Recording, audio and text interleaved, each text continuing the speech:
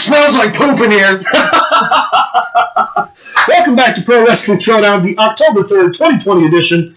I'm Luke the Big Dog Williams. He's our in-studio producer, Mighty Max Fury. Caleb Black. No, fuck that. Caleb Black, Luke the Big Dog Williams, in-studio producer, Mighty Max Fury. And I couldn't carry it around like he does. So it's surprising that he gets along so well. It really is. You know what I find really interesting, though? Tell me. The fact that these people have no idea what we're talking about. Oh, I think they have an idea. We can see him. We can see it. See it. Yeah. So, Chris Jericho just celebrated a 30-year anniversary of being in the professional wrestling business. Yeah. As a professional wrestler, a lot of guys have already transitioned at this point in their career to a studio gig, a producer gig, a commentary gig. Chris Jericho still in ring and active 30 years. Yeah. So let's talk a little bit about Chris Jericho. Let's talk about that 30-year run. Let's talk about some of the stuff we loved. Some of, let's get into some Y2J. I'm down. First and foremost, currently AEW was AEW's inaugural World Heavyweight Champion. Yes. Obviously, internationally acclaimed, well-traveled, has wrestled in every single major promotion ever. Has wrestled the best. Has wrestled. Obviously, can't not talk about the fact that he beat Stone Cold and The Rock in the same night at the height of Stone Cold and The Rock to become the undisputed champion. Yeah. You also go with the Millennium Countdown, which was huge. Yeah.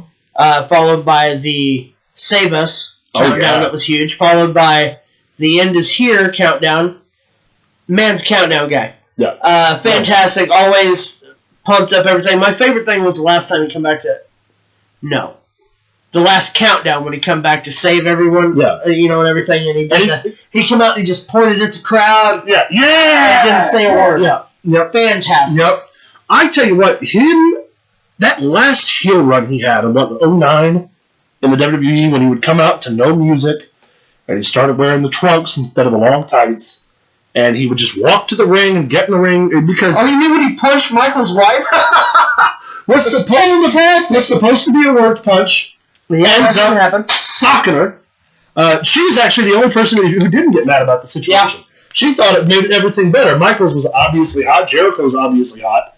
And that series of matches between him and Michaels. That unsanctioned match where he whipped him with that belt. Just so good.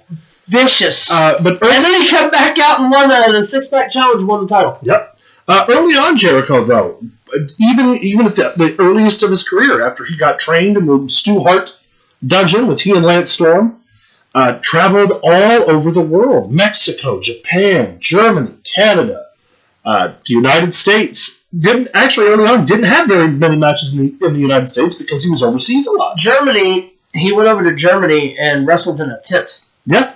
In a circus tent. In a circus tent. I'm a huge Jericho fan. I've read all of his books, everything there is to read about him. My favorite thing about Jericho, honestly, other than, of course, longevity, the man is an Iron Man. And people can say whatever they want about him being out of shape. He's not. He's in his 50s. His body is formed the way it has, but you are hard-pressed to find somebody with as good cardio in his age bracket.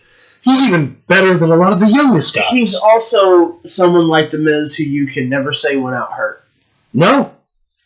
I don't remember a time in WWE in his entire run that he was hurt and left. Yeah, no. Ever. Had iconic matches every single time he got in the ring.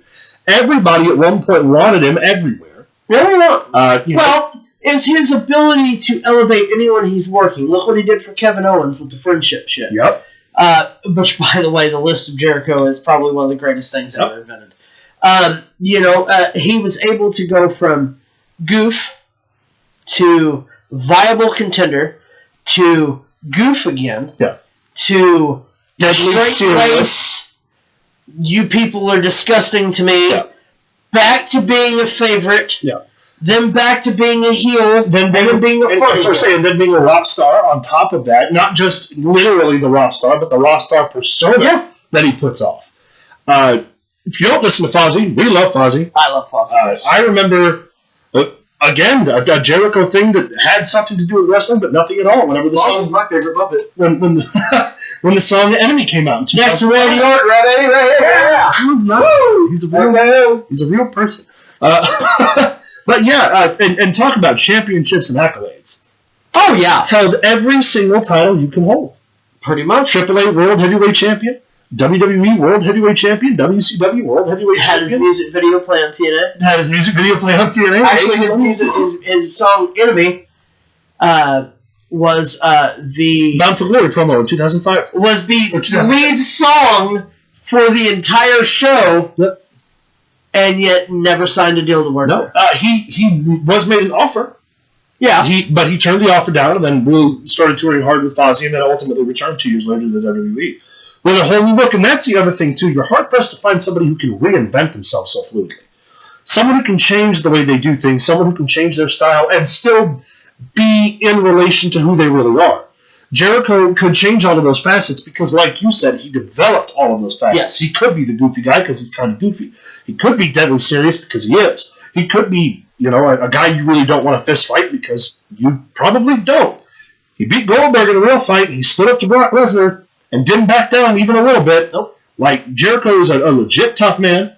I believe there was even stories of him and Batista getting into it. Probably, but he doesn't give a fuck. He also was part of the plane ride from hell. Yep. He was he was with Eddie when Eddie pissed in the Alamo. Yep. And who'd he ever beat? Yeah, his stuff in Japan's legendary. His stuff in Mexico's legendary. The Smoky Mountain stuff, Lance Storm's hilarious. It's hard to watch. Yeah. But it's fun. He's been around. He's no signs of stopping anytime soon. No, I don't think. For a 50-year-old man, the dude's doing well. Yeah, he's doing really well. And he's still relevant. It's like I was talking before, when he challenged Kenny Omega at NJPW, it got a lot of people interested in their product because that was a match, first of all, nobody ever expected that to happen. Right. And Jericho, of course, Piper doesn't work in New York.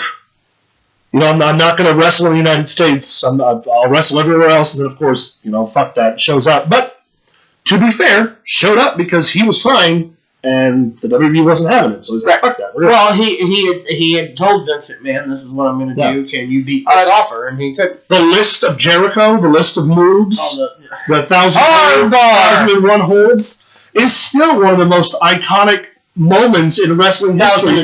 1,002 holds from the Attitude Era. Not many guys can get a segment, go through commercial break, and come back and still be in that same segment and still keep people watching. Oh yeah, most certainly. And so real quick, what are some of your with 3 memorable and most favorite Jericho matches? Match on Nitro comes to mind. It was him and Kurt Hennig. Yeah. Where he went for the lion salt and didn't make it all the way. And put his knees up. Yeah. Oh, fantastic. God, there's so many good ones. Him and Michaels' unsanctioned match. Right up there. So their ladder match too. Him and Kevin Owens at Mania. Yeah, him and Kevin Owens. I thought was good. That's another thing too. His lineup at Mania wrestled AJ Styles at Mania. In one of AJ's first programs coming into the company. Triple H in the main events. CM Punk. Yeah, he literally put in his time, man. Yeah. 3 of my favorite Jericho matches, obviously I keep talking about it, Jericho and Omega. That was at that time where, like I said, no one expected it. Omega was at the top of his game in Japan when he was, at that time, 3 years ago, was the top name in the business. One of my absolute favorites, the Raw against Triple H, where he won the world title and then they reversed the decision. Yeah. Just because that's one of the ones I remember just so it was a huge pop. That was at a college. Yes, it was. And, one more Jericho match. I don't know that I can just distinguish one more. That's hard. Yeah, it's really hard to just pick. The night he became Undisputed Champion. Yeah, the 2 matches. Again, beat the 2 biggest names in the industry back to back. There was a lot of fanfare, and there was a lot of, gobbledygook that happened in between, but goddamn, it happened. Yeah, you can't take that away from him. Not at all. All right, guys, that ends our 30-year Chris Jericho deep dive. We didn't really dive that deep, but we'll get to deep diving some other time. Well, we're going to cover a lot. We're going to cover a lot of this next week with the AEW stuff. Yeah. It's not like it's Randy Orton we can talk about. RKO, baby. Send us an email at prowrestlingthread on Gmail. I don't know what. Hold on. Send us an email at ProWrestlingThrowdown@gmail.com. Find us on Facebook at Facebook.com/ProWrestlingThrowdown. Don't forget to like, subscribe, and leave us a comment down below. And stay tuned because the fantasy draft is coming up next. RKO.